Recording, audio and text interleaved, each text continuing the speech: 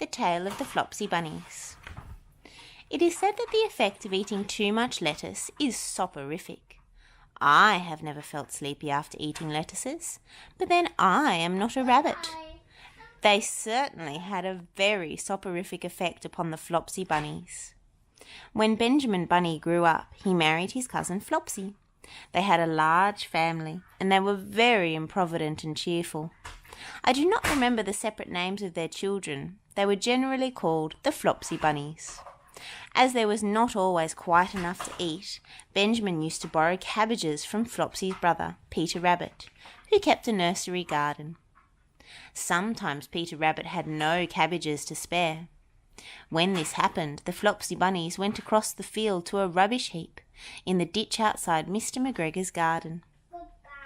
Mr McGregor's rubbish heap was a mixture. There were jam pots and paper bags, and mountains of chopped grass from the mowing machine, which always tasted oily, and then some rotten vegetable marrows and an old boot or two. One day, oh joy! There were a quantity of overgrown lettuces, which had shot into flower.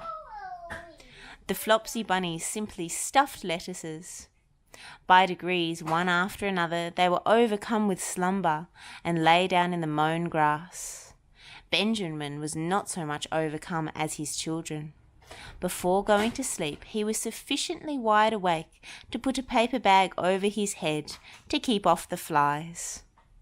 The little Flopsy Bunnies slept delightfully in the warm sun. From the lawn beyond the garden came the distant clackety sound of the mowing machine. The blue bottles buzzed about the wall, and a little old mouse picked over the rubbish among the jam pots. I can tell you her name. She was called Thomasina Tittlemouse, a wood mouse with a long tail. She rustled across the paper bag and awakened Benjamin Bunny. The mouse apologized profusely and said that she knew Peter Rabbit.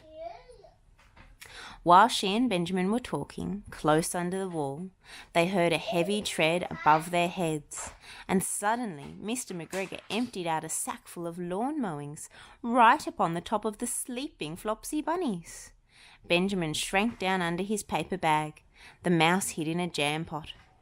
The little rabbits smiled sweetly in their sleep under the shower of grass. They did not awake because the lettuces had been so soporific. They dreamt that their mother Flopsy was tucking them up in the hay bed. Mr McGregor looked down after emptying his sack.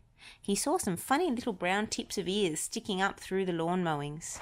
He stared at them for some time. Presently, a fly settled on one of them, and it moved. Mr McGregor climbed down onto the rubbish heap. 1, 2, 3, 4, 5, 6 little rabbits, said he as he dropped them into his sack. The Flopsy Bunnies dreamt that their mother was turning them over in bed. They stirred a little in their sleep, but still they did not wake up. Mr McGregor tied up the sack and left it on the wall. He went to put away the mowing machine.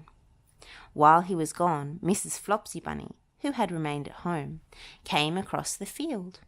She looked suspiciously at the sack and wondered where everybody was. Then the mouse came out of her jam pot, and Benjamin took the paper bag off his head, and they told the doleful tale. Benjamin and Flopsy were in despair. They could not undo the string. But Mrs. Tittlemouse was a resourceful person. She nibbled a hole in the bottom corner of the sack. The little rabbits were pulled out and pinched to wake them. Their parents stuffed the empty sack with 3 rotten vegetable marrows, an old blacking brush, and 2 decayed turnips. Then they all hid under a bush and watched for Mr McGregor. Mr McGregor came back and picked up the sack and carried it off. He carried it hanging down as if it was rather heavy. The Flopsy Bunnies followed at a safe distance. They watched him go into his house, and then they crept up to the window to listen. Mr McGregor threw down the sack on the stone floor in a way that would have been extremely painful to the Flopsy Bunnies if they had happened to have been inside it. They could hear him drag his chair on the flags and chuckle, 1, 2, 3, 4, 5, 6 little rabbits, said Mr McGregor. Ah, what's that? What have they been spoiling now? Inquired Mrs McGregor. 1, 2, 3, 4, 5, 6 little fat rabbits, repeated Mr McGregor, counting on his fingers. 1, 2, 3. Don't you be silly. What do you mean, you silly old man? In the sack. 1, 2, 3, 4, 5, 6, replied Mr McGregor. The youngest Flopsy Bunny got up on the window sill. Mrs McGregor took hold of the sack and felt it. She said she could feel 6, but they must be old rabbits because they were so hard and all different shapes. Not fit to eat, but the skins will do fine to line my old cloak. Line your old cloak? Shouted Mr McGregor. I shall sell them and buy myself baccy. Rabbit tobacco, I shall skin them and cut off their heads. Mrs McGregor untied the sack and put her hand inside.